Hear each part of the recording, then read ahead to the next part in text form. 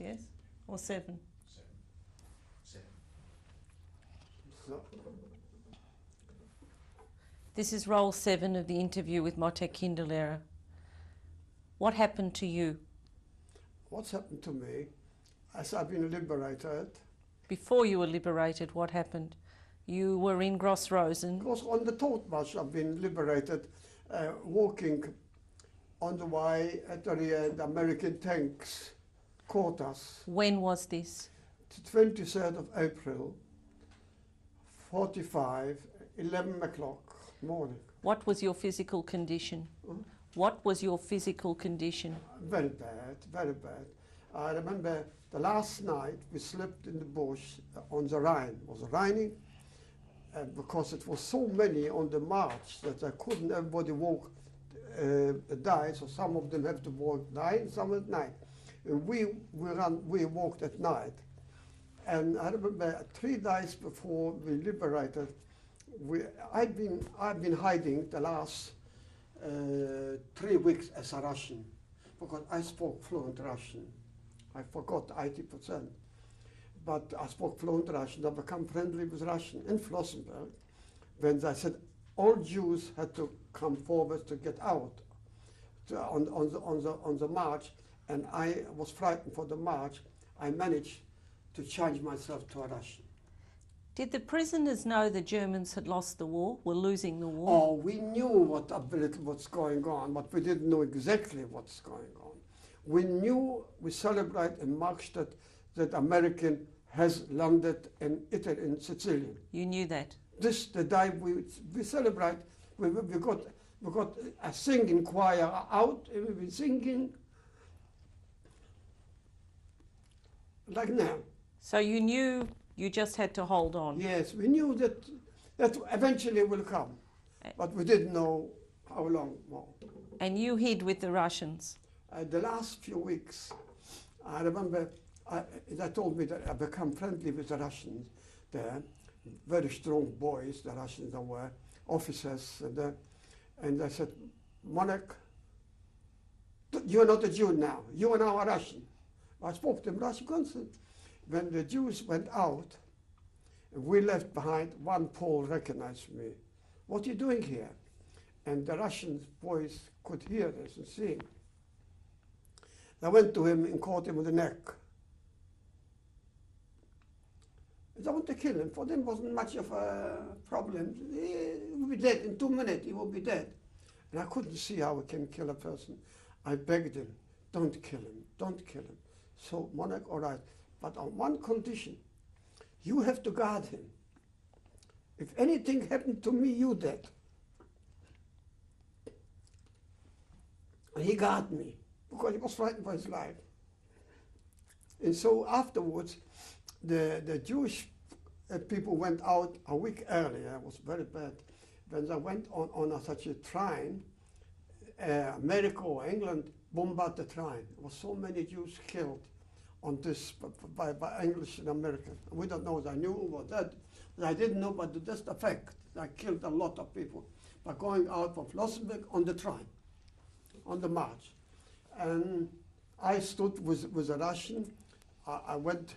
It was one day before we going out. The Jews were out. It was a news that the Red Cross taking over Flossenburg, and we saw that the army, the guard, leaving the fences. And everybody was kissing each other. We're going to be free. We're going to be free. But this only lasts 24 hours, not even 24 hours. I come back. I couldn't come to an agreement with the Red Cross, and we continued to stay. And then a few days later, we start marching. So I marched as a Russian. While I was marching as a Russian, I find another Jew, and said, "Listen, when marching at night time through a bush, we'll run away." I said, "Okay." I come back to me, 2 boys actually. I come, said, "Motek, now it's raining. They won't know that we disappeared. Let's go." But I was so weak because sometimes I let go the dogs. Somebody running the dogs after. I said, "I can't undertake this sort because I won't survive." I don't know what I did. And So this was the last. Two died before I've been free. As I told you, the last night, the last day, when we slept in the bush, was pouring, raining. And I lay down, that was our home. I lay down, and after 1 hour, machine gewehr, no, get up to the marching. This was half an hour before the American. I've been frightened for the American already. And I got waken up by machine guns. I couldn't find my body. It was in the sea. It was I plunked down into a deep hole in the water. And I said, where's my body? Slowly, I found my body in the water. And I got up. And when we went out from the bush on the road to go, the Russians were not good control. The Jewish people controlled themselves better. I didn't take so much chance. It was a lot of potatoes there, a farm. The Russians ran after potatoes, a heap of potatoes. In 2 minutes, we couldn't see one potato, only dead people on the hip. Who shot them? The dead Germans. The Germans were still shooting. This was the last scene, 10 minutes earlier. And we managed to get out on the road for 15 minutes. And suddenly, in 15 minutes, American tanks. So the Germans were still killing them 15 minutes before you were liberated? Oh, yes. Oh, it was a lot killed. And the German guards start to run away. And as the tanks, they knew already, running away, they started to shoot them.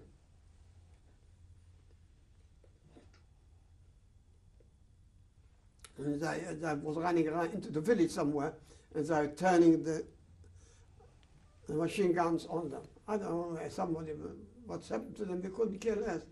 But as I come by, they throw a packet of biscuit to us. The I Germans? managed to catch one parcel, and I was frightened. Everybody was running after it. They would squeeze me down, so I remember taking out one biscuit. The rest I throw it away. The main thing is not to get hit. We've been very weak and very hungry, but you get hit, you finish. Who threw the biscuits? The Americans. The tanks. And the first question, they were, who are the boys lying dead on the road? He said, why are you asking? Can't you see, are you uniformed? All the boys. I couldn't believe it. The first food that we got, they have for the army, for the guards, I might on the wagon they get food cooked. So I couldn't eat anymore because I went in with dirty, blotted dishes inside. We started eating. This was our first food after a few days. Where did the Americans take you? Hmm? Where did the Americans take you? I didn't follow. The Americans? I didn't let us go. I didn't take it anywhere. They didn't take you anywhere? Afterwards, the people become very sick. One of the reasons I have started eating too much. And one of the reasons they just were sick from so many boys died afterwards. Where did you go? I went to a village not far, and I asked the farmer, to let me in. He let me in. I slept on the floor for a few days, and then another boy was left together. We finished up with 4. One boy couldn't resist. He had to eat day and night. I said, listen, you're killing yourself. At night time, he got such pains in the stomach from overfeeding himself. I said, what are you doing, Yisrael? It's not what Yisrael. You're killing yourself. I said, I can't resist. Can't help it. I can't. So I tried to take away his food. No. Did you go to a hospital? No. I wasn't sick. I was only down. I was maybe 30 kilos, weak and sick, but I didn't go to any hospital. Where did you go? I told you, the village, and then a friend of mine from a town, I was in a village, knew of me. I didn't know how they find it out. I didn't know. They came special 200 kilometers for me to bring them to them. What was the town? Weiden, Oberpfalz. Weiden. Oberpfalz. This is 200 kilometers from Munich, 100 kilometers from Hof. Did you go back to Poland? No. I wouldn't go back anymore. Never. Did you know if any of your family had survived. You I- knew about your father. That's, I mean, I know, I mean, all my people all over the world, from our Landsmannschaft, and everybody knows me. If anybody would be survived, I would know in the next 24 hours. I wouldn't, if I would think that I can find someone, I would go anywhere. How long did you stay in Weiden? In Weiden I started till 49, 4 years. 4 years. From 45. See, I had my wife to Israel. When? To Israel in 47, 48, you know. But I found my father, and he was geared to go to Melbourne to the family. And I said, if my father goes there, I have to be with him. You were a Zionist. Yes, that's what it's for my father. It's more important than Zionism. You didn't go to Israel because of your father. That's right. You wanted to go to Israel. Oh, yes. What else happened in Germany? What? What else happened to you in Germany? In Germany. You lived there 4 years. I organized the board, I call it the Board of Deputies. I organized the synagogue. I have managed to get friendly with the mayor of the whole, not only one town. And he took me as a very close friend. And he always told me, Motek, whenever you need some, don't hesitate to come. And he always was, I've been 24 years old. And I come always in name of the committee of the Jewish Board of Deputies, you call it, whatever you call it. And I said, I admire you that you got this sort of courage to do it and what you went through. And he always assisted me. In one stage he told me, you will wear American uniform in my behalf, so that you have entrance wherever you need for your committee. I used to, my biggest job was to get out flats for our boys what come in. Accommodation. To live. But I have the right, and I've been introduced to the mayor of town in his behalf. When I come with the names, I should be served. But in times he become a little bit more stronger, you know, than with the German. And they had started to miss me around. So I went, and that was 2 months, I'm waiting, and they don't want to give me. So many Nazis I said in town, is I living still in a nice palace. And we're not getting anything. Anyhow, he said, he asked me, why didn't you come first? To me telling me that he doesn't assist you. So anyhow, I ring him up, he said, listen, he gave him Wohnung. It was 2 days, or 1 day before Christmas. He gave him the Wohnung. Today he got to get 12 flats. He was shocked. Oh, can I get that one? I said, I've been waiting much longer than this, and you didn't want to help me. So he couldn't help. He picked up 20 and take 12 out of 20. I took a boy with me, and I went through, and the Germans started crying to me. I told you, for whom you cry? To me.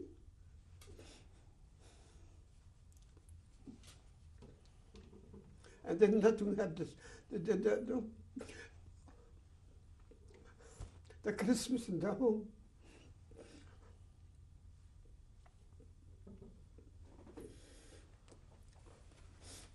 You said that at one stage you wanted to kill Germans. You said at one stage you wanted to kill... I didn't kill anyone. Make a mistake, but I couldn't either, perhaps. I don't have a machine gun. But the drive for life was so strong. But when you were in a position of authority, you had no sympathy for them. Oh, I got it. Then I want a synagogue. So he told me to take somewhere place. Then I find out it was a synagogue in this town. The Jews was to live there. I went to mayor. I said, I want the synagogue.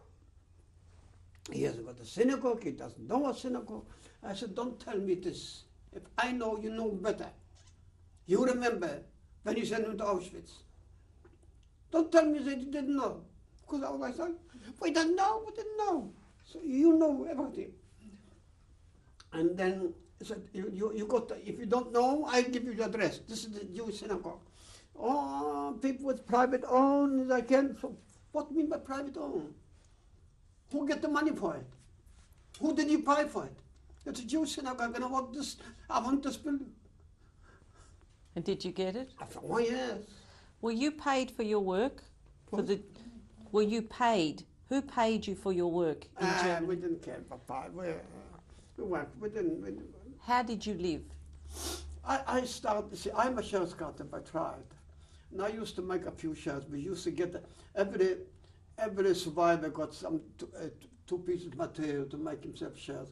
So I made the shirts. They gave me a half a shirt, night, and so I started off in making business. Now then I went out to make dealing with currencies, English, American, this. I lost few currency, a lot of money with you know, the dollar, the pound. You know the pound with where the thin one? Can't hear me. I lost every penny there, but I made a lot of money. You made money. So you were able to survive in Germany yes, financially. No problem. And the Jewish community work, you didn't get any money from it. No, we didn't. Did we any didn't- we didn't American thought of did to any take money. American organisations help you? Yes. What was a sister? It was. What about your family life? You were a young man. Yeah, when I lived with another boy from the camp, they got a room. A matter of fact, he was the cook, the cleaner, and I was the provider. And did you meet any girls? Hmm? Did you meet any girls? Yes, it was. Girls came along. We met girls, and my wife I met her too. Who is your wife? What's her name? Miriam Kornhandler from home. She was from Sosnovich. Yes. Did you know her before the war? Not herself, but no, her family. I knew her brothers. And she knew my brothers. And was she a survivor too? Oh, yes. And you met her in Wieden. Her brother was in my town, and she found out that she got a brother. And she came to our town, and I've been told the girl from Sosnovich is here. And she was looking for the brother, and the brother went away for 2-3 days. What was the brother's name? Rubin is here, Rubin. And I took care of her because I was in charge, and I didn't want a girl to be in the street. I knew that the family, the husband went away on business. I wrote a letter to him with her. You go there, stay there with her. You tell him I'm sending you. You will stay there till your brother comes. How long from the time you met her till the time you got married? We got married, we met her about 6 months. We married the 3rd of March, 61. No, what was I talking there? 56. After the war? Of course, after the war. What year was it? What? What year was it? 56. 46. I'm sorry, 46. 46. So you married in 46? Yes, 3rd of March. 46. And you were still in Wieden all the No. time? Business. You said during this period, 47, 48, you went to Israel. No, I didn't. You didn't? I never went to Israel. You never went to Israel? No. Did you have any children? We had a child. And we had a child. I mean, after the war, I had Yes. a child with my wife. And unfortunately, by 3 months, she passed away. She got a cold. It was a girl. Girl, What was her name? Golda. Golda. And any other children? Now, we got these 2 daughters. When were they born? One is born in 1950, April the 2nd or 4th of April, 1950. and What's her Sarah- name? Leah, huh? And the second one? Today Marcus. Leah Marcus. Leah And Marcus. the other Sarah daughter? Mond. And how old is Sarah? Sarah is born 1954 and 12th of December. They were both born in Australia. Oh yes, When did you come to Australia? 49 September the 9th. You came because you had family here? Yes, And my be- father. Your father. No. Did you reunite with your father here in Yes, Australia? in Australia. How has life been for you in Australia? Oh, I mean, it was unfortunately before we came, as I told you, I've been in business, I had money, I lost everything by coming, what was a devaluation of the mark and this, other thing. I finished up having not a dollar. I came to Australia and I started working. I went to Commonwealth. Did you get any assistance to come here? No, No, you paid for your own ticket. I didn't pay the joint or the orders they brought me. I didn't Did you pay come by boat? by boat. And did you arrive in Melbourne? I arrived to Melbourne. And you had relatives here. Yes, but I didn't get too much assistance. What happened to you here?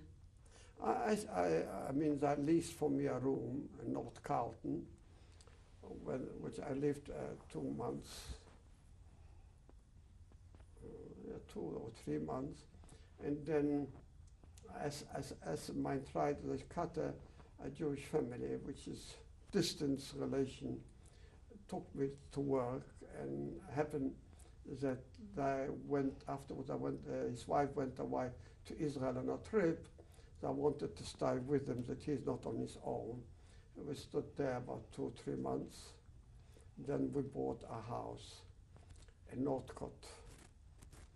And we shifted in the house beginning of 50. Maybe February, March 50, we shifted in the house, of which I have to borrow more than the deposit because I've been behind. And so slowly I paid off, and start 1954, 53, I already start building. And I've been in this construction building. I mean, really, till 10 years ago, 12 years ago. And so this was my business. Today I'm around this investments and this sort of thing, what I am occupied with. You've lived a full Jewish life here? Yes, yeah. You're Orthodox? Yes, I told you. And your children are Orthodox? Yes, the older one is even more. My older son-in-law was a rabbi in Sydney, and a religious rabbi, an Orthodox rabbi. Were you more Orthodox before the war than you are now? I was always a character of rebellion. That's my nature. I always got my own mind. Of course, when you're young, your mind is not so clear as far as philosophy concerned. As the older you get, more you got set up of a style of thinking and of belief and so on. My older daughter was a shaitel. Because she was under influence more with my father. She studied with my father. And she believed so much in him as a person. He was a very unique person, very sincere. When did your father pass away? My father passed away 68 January. He was a very unique person. Whoever knew my father, it's enough to mention his name, you know. And he passed away in Melbourne? And then, You had one parent with you? Right. You had your father with you? till 68 January. He was a unique person. Always been, even in his childhood. Very sincere, very honest to himself and to the next person. He always was busy from his orphans' home. When I remember myself, 2 or 3 families, when it happened to them, they're going to pass away, I called my father, I'm leaving you, my children, to you. And the morning, before he went to his business, he always visited them and always organized them to have a school, to have a... And also here. Did any of your brothers and sisters survive? One brother survived, I found out 10 years later. What was his name? Yosek, 1 year younger from me. He went 47 to Israel, Aliyah Bet. You didn't know? Not 47, he must have gone 45, 46, straight away from Auschwitz, through Italy. You didn't know he was alive? I didn't know, but how did I find out? It was he a teacher, I lost him. I've been looking for him, I couldn't find him anymore. A teacher in Motzkopels, where Leah and Sarah were a pupil there. As he heard of Kinderlerer, he said, I got a mission. I want to find your father. So when I said, all right, I got together, he said, I was together with Motek Kinderlerer from Sosnowitz. In Jordan, we've been sent on a mission to Jordan in 1946-47 to cut the bridges. We've been 10 boys, I come alive. And my responsibility is to pass over what has happened to him. You didn't know? I didn't know. I didn't. Your father didn't know? No. So he'd survived and gone to Palestine, was killed in Palestine. So you're the only survivor of your family. Big one? You were the only survivor after that with your family. Yes, that's right. Was a nice boy. Why do you think you survived? I don't know. I got no answer. I got no answer. Of course you have to try. Of course you have to do what I did. But if this is the answer, maybe yes. It's your judgment as good as mine. What do you think? Why did I survive? You got the answer? I don't know. I don't know. My older brother survived, come back to Sosnowitz and went to camp. And it was a good camp, and he was all right. He became a Hairdresser? barber, A hairdresser. shape, and he had to make something on. Suddenly he had the flu. Went a group to Auschwitz, and they sent him with him, and he straight away disappeared. He was all right. And I've been told by one friend of mine, he was there. You know, he saw it happen.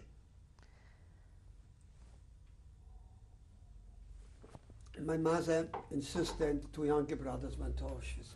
They were young, 28. The war broke out, was 39, 11 years, 12 by 13. I didn't take him to working. Very nice, had extremely nice family. I was the rebel, they were the good ones.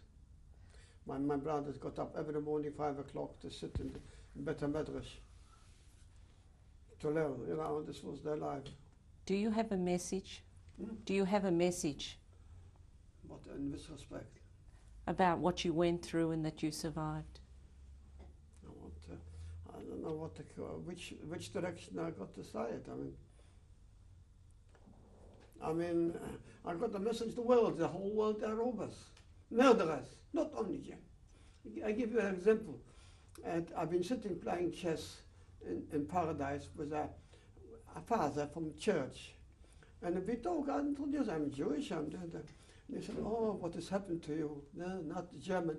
I said, we are accusing every country in the world. You have blessed them this to happen. And this is my message as a survivor. Motek Kinderlerer, thank you.